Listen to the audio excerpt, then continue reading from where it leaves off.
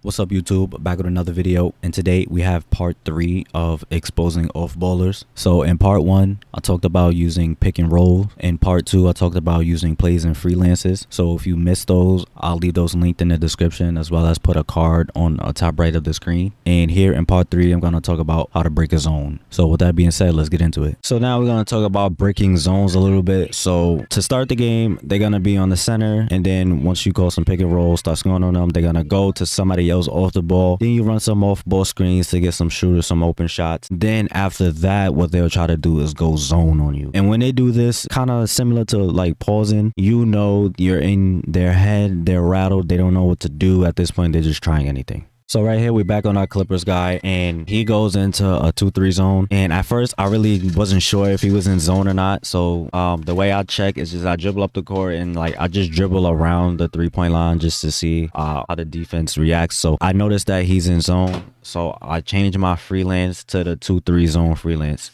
So this gives you the spacing that you need in order to break the zone. And as you can see, Luke Kennard is wide open on the 3-point line over here on the wing.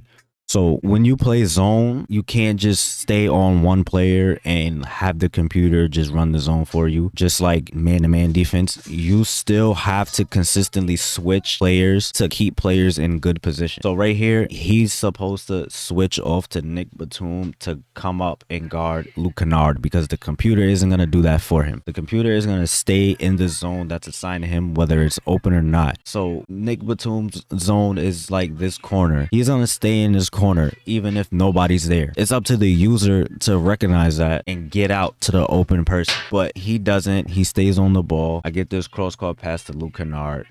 Big greens.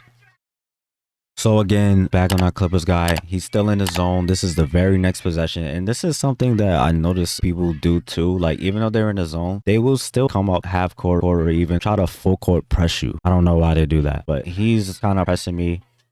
So I dribble over to the wing, and this is his spot. He's the one that's out of position here. Everybody else is in their spots and where they're supposed to be and guarding somebody. He's guarding me, but Paul George is supposed to be guarding me, and Paul George is in his right spot. So he's the one that's not in his spot. And like I said, the CPU is not gonna recognize this and switch for him. He has to do this himself. He either has to get in his spot or switch off to Paul George and guard me so the CPU could go back to the spot. But he doesn't do none of that. He just stays on me.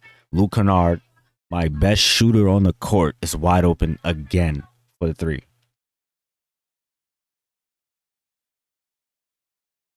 So right here, we back on our Warriors guy, and he goes into the 2-3 zone, and he's on Wiggins again. He's on Wiggins in the corner and basically trying to have the CPU play the zone for him. So I don't go into the 2-3 zone freelance right here. I stay in the Denver 2018 freelance, but I call a pick and roll, and this is when I notice that he's in the zone.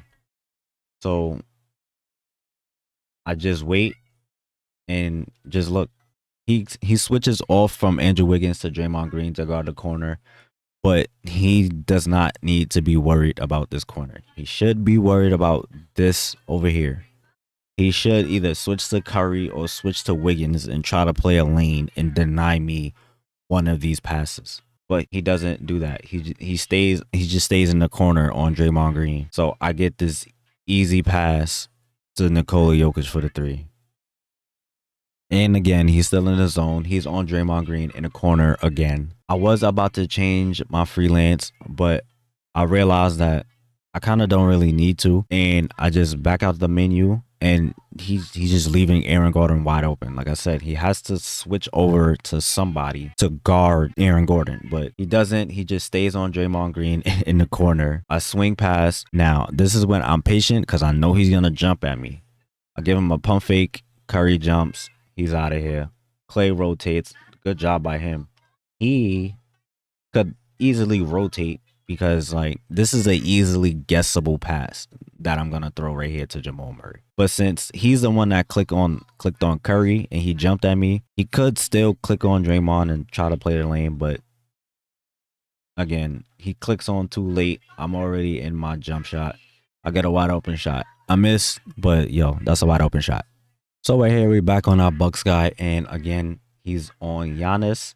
And as you can see up here, I switched my freelance to a 2-3 zone because he went into the zone. So I bring the ball up the court, and he's the one that's out of position. Holiday is on his wing. Grayson Allen has the ball. Chris Middleton isn't guarding anybody, but nobody's there. He has this corner, but Bobby Portis is here as well. So, and Steven Adams is not a 3-point threat. So he's the one that's out of position here. He could easily come up to this wing, even though he has a corner. He can come up here and contest this shot, but he just stays on the elbow in the paint. I don't know what. And again, I get a wide open 3 with my best 3-point shooter.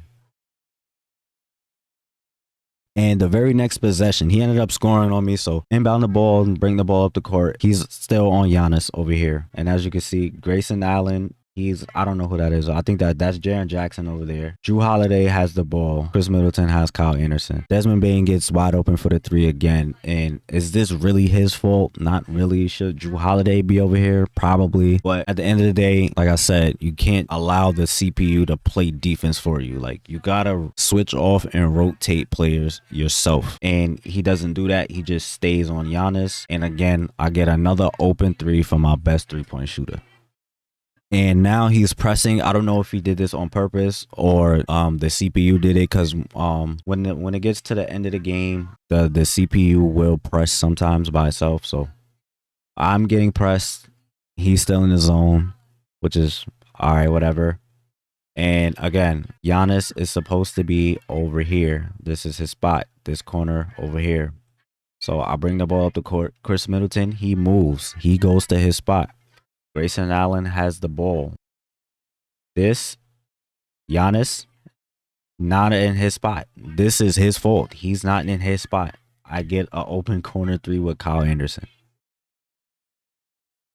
So that's pretty much it for the video. And like I said, this is something that off ballers would do a lot. So they'll usually start on the center, and then they will switch off to one of the wing players in the corner, and then they will try to go zone as well. And the whole time just try to stay on one player while the computer plays defense for them. But no matter what defense you're playing, man or zone, in order to play the best defense possible, you have to consistently switch players and keep players in good defensive position, which is something that off ballers don't realize. So they still end up getting exposed. And as always, I hope this helped you. I hope you enjoyed. Thanks for watching, and stay tuned for more content.